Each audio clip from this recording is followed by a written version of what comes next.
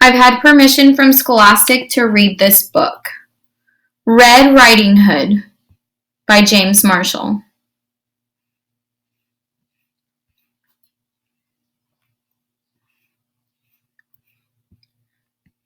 A long time ago, in a simple cottage beside the deep, dark woods, there lived a pretty child called Red Riding Hood.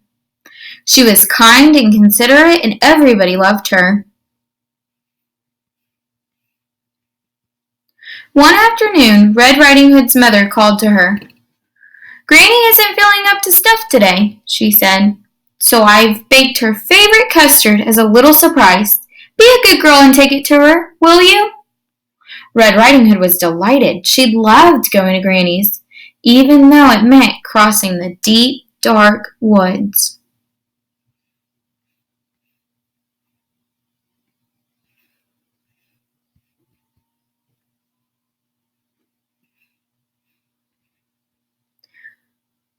When the custard had cooled, Red Riding Hood's mother wrapped it up and put it in a basket. "Now, whatever you do," she said, "go straight to Granny's. Do not tarry, do not speak to any strangers." "Yes, ma'am," said Red Riding Hood. Before long, she was in the deepest part of the woods. "Ooh," she said, "this is scary."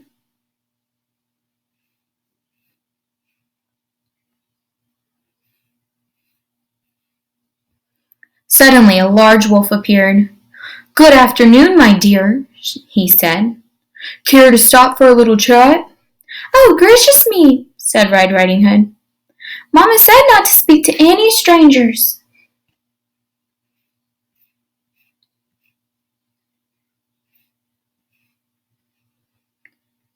But the wolf had such a charming manner. "And where are you going, sweet thing?" he said. "I'm on my way to visit Granny, who lived in a pretty yellow house on the other side of the woods," said Red Riding Hood. "She's feeling poorly, and I'm taking her a surprise." "You don't say," said the wolf. Just then he had a delightful idea. "No reason why I can't eat both of them," he thought. "Allow me to escort you," he said. "You never know what might be lurking about." "You are too kind," said Red Riding Hood.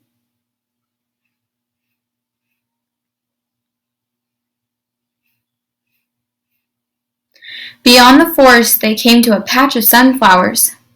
"Why not pick a few?" suggested the wolf. "Grannies love flowers, you know." But while Red Riding Hood was picking a pretty bouquet, the clever wolf hurried on ahead to Granny's house.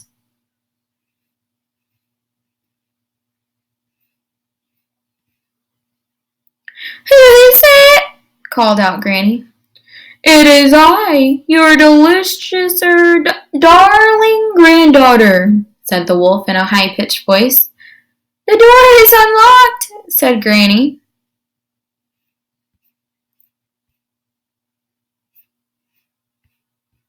"Surprise!" cried the wolf.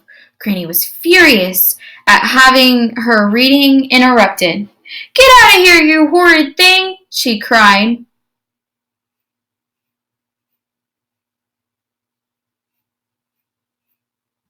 But the wolf gobbled her up. He didn't even bother to chew.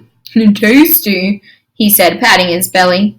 "So tasty." Just then he heard footsteps on the garden path. "Here comes dessert." And losing no time, he put on Granny's cap and glasses, jumped into bed, and pulled up the covers.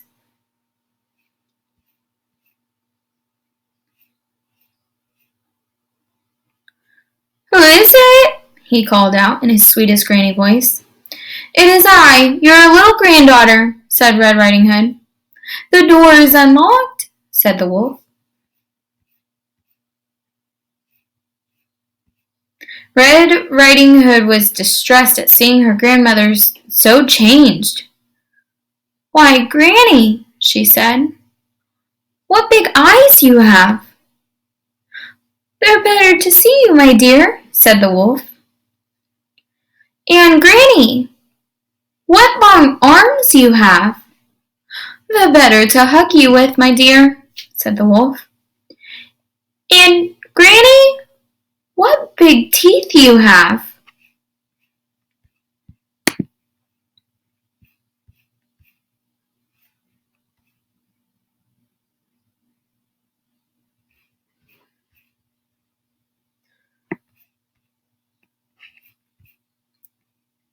The better to eat you, my dear, cried the wolf. And he gobbled her up. I'm so wicked, he said, so wicked. But really he was enormously pleased by himself, and having enjoyed such a heavy meal, he was soon snoring away. A hunter passing by was alarmed by the frightened racket. That doesn't sound like Granny, he said. And so the brave hunter jumped in the window, killed the sleeping wolf, and cut him open. Out jumped Granny and Red Riding Hood. We're so grateful, said Red Riding Hood. That wicked wolf won't trouble you again, said the hunter. It was so dark in there I couldn't read a word, said Granny. Red Riding Hood promised never, ever to speak to another stranger, charming manners or not. And she never did.